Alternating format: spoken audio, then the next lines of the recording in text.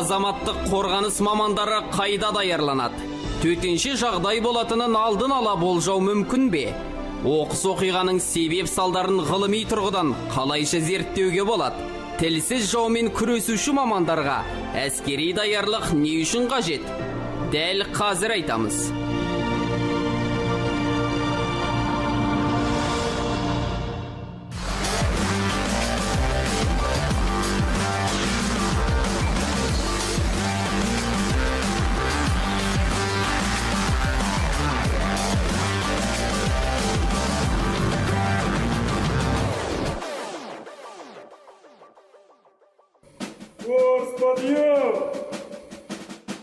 Көкшетау техникалық институтының жеке құрамы әрдайым жауынгерлік әзірлікте тұруға тиіс. Себебі гарнизон бойынша қандай да бір ауыр апат орын алса, курсанттар қосымша көмекке шақырылады. Апаттық дабылға қылған сәтте қарауылда отырған жеке құрам дереу төменге түседі. Лезде униформаларын киіп, құрал жабдықтарын сайлап, арнайы көлікпен оқиға орнына аттануы керек. Осылайша институт қабырғасында алған теориялық білімдерін іс жүзінде сынайды, тәжірибе жинайды, ысылады. 97 жылдан бастап, биыл енді 20 жыл болады. 20 жылдың ішінде талай жұмыс атқарылды. Алғашында бір мамандық бойынша дайындайтынбыз, өрт сөндіру қауіпсіздігі деген мамандық бойынша. Қазіргі таңда біз 3 мамандық бойынша дайындаймыз.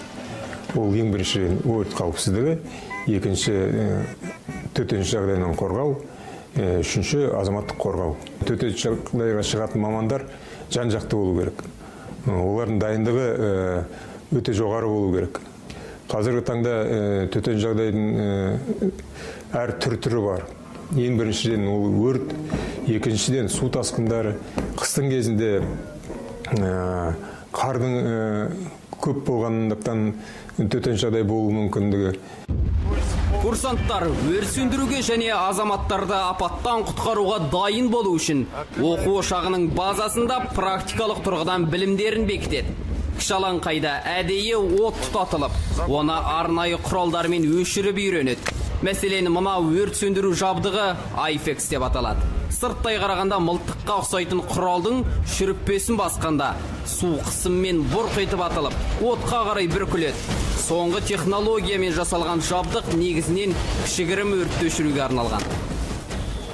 Арнайы оқу орны болғаннан кейін біз әскери дайындық ең бірінші орында тұр.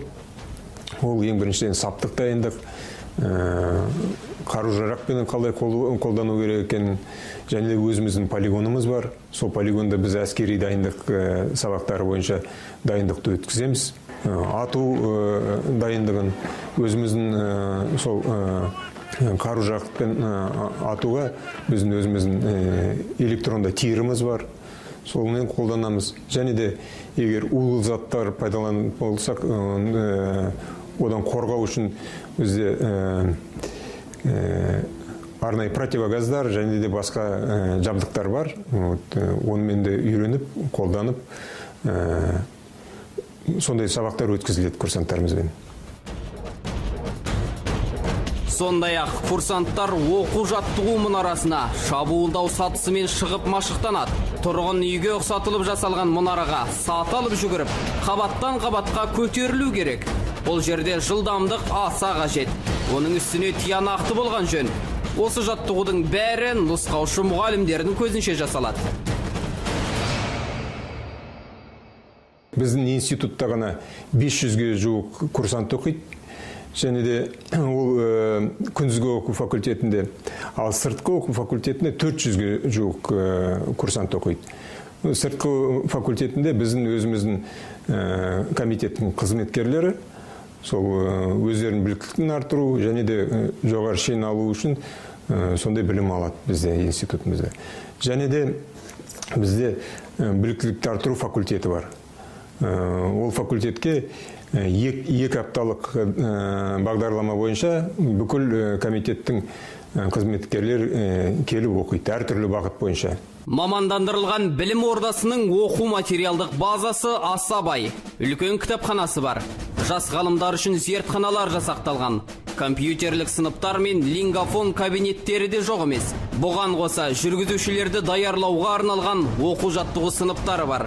Айта кетейік, 1997 жылдан бері институттан 3800 жоғары білікті маман түлеп ұшқан екен. Оның 98-і үздік дипломмен бітірген. Бізде жылда өкіметтің тапсырысы көбейіп келеді. Егер біз бір 3-4 жыл бұрын жыл сайын тапсырыс бойынша 120 адам қабылдайтын болсақ, онда кейінгі кезде 180-ге дейін көтерілді. 120 болды, одан 1-2 жыл 150 болды, енді былтырғы жыл, оның арғы жылы 180-ге көбейді. Сол себептен енді сұраныс біздің мамандарға өте жоғары. Жергілікті органдар әлі де қазір қажет дейді. Әлі де қазір адамдар, қызметкерлер жетіспейді. Өйткені жаңадан салынған өрт сөндіру бөлімдері бар. Жаңа құрылған мекемелер бар. Біздің комитеттің ішінде. Институт курсанттары толықтай республикалық бюджет есебінен оқытылады. Киім кешегінен бастап ішіп жеміне дейін мемлекет қамтамасыз етеді. Үкімет аралық келісімге сәйкес 2012 жылдан бастап Қырғыз елінің азаматтары да тегін оқуға мүмкіндік алған. Сондай-ақ өзіміздің курсанттарды да шетелдік білім ордаларына жіберу ісі жолға қойылған. Осы күні 175 курсант Мәскеу, Санкт-Петербург, Екатеринбург және Минск қалаларындағы беделді жоғары оқу орындарында тәлім алып жатыр. Біз қазір екі бағытта жұмыс істейміз. Ол ең біріншіден біз курсанттарымызды жібереміз. Біздің институтқа түседі, және де сол оқу орындарына жібереміз сол оқуға. Олар бітіргеннен кейін көбінесе сол комитеттің жергілікті органдарына барып жұмыс істейді. Екінші бағыт ол өзіміздің профессорлық оқушы құрамды оқуға және де ғылыми зерттеу жұмысымен айналысуға жібереміз. Азаматтық қорғау офицерлерін даярлайтын бірден-бір жоғары оқу орнында спортқа да ерекше көңіл бөлінеді. Себебі құтқарушы маманның мығым денелі болмақ абзал. Кез келген ауырлық пен қиындыққа төтеп бере алуға тиісті. Сондықтан әрдайым дене шынықтырып, әзірліктерін шыңдап отырады. Өрт сөндірушіге білек те керек, жылдамдық та қажет. Одан төзімділік те талап етіледі. Ал осының бәрін ширату үшін тек спорттық жаттығулар ғана сеп. Қолданыста жүрген құрылыс материалдар мен конструкциялардың өрт қауіпсіздігі, олардың жанғыштығы, тұтанғыштығы және түтін төгішкіде қабылданады. Осы, яғни біздің кафедрада негізгі жүргізетін пәндердің бірі ол құрылыстағы материалдар мен конструкцияның өрт қауіпсіздігі. Яғни жаңадан салынып жатқан ғимараттарда қолданылатын құрылыс материалдарының өртке төзімділігін және олардың өрт қауіптілігін зерттеп, және оны практикалық органдарға олардың қолданыс тәртібін біз үйретеміз.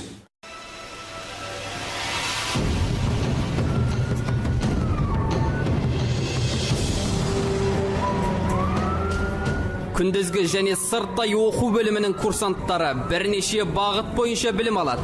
Мәселен, жедел тактикалық пәндері бір бөлек оқытылса, өрттің алдын алу, төтенше жағдайлардан қорғау пәндері жеке оқытылады. Жалпы техникалық пәндер мен әлеуметтік гуманитарлық пәндер өз алдына бөлек кафедралар болса, азаматтық қорғаныс және әскери дайындық өзінше бір кафедра ретінде жұмыс істейді. Сонымен қатар өрт сөндірушілер мен құтқарушыларды даярлау және дене шынықтыру кафедрасы бар. Психологиялық тұрғыдан да арнайы кафедраның профессорлар дайындайды. Институтта ақпараттық жүйе мен жаңа технологиялар бойынша оқытатын бөлім барын және айта кетейік.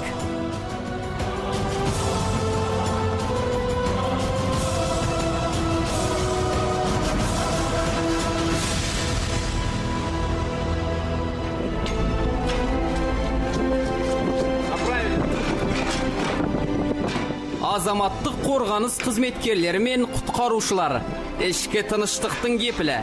Әмбебап мамандар керек кезінде әскери құрылым ретінде ел мен жерге қорғанда бола алады. Сондықтан олардың даярлығына ерекше назар салған жөн.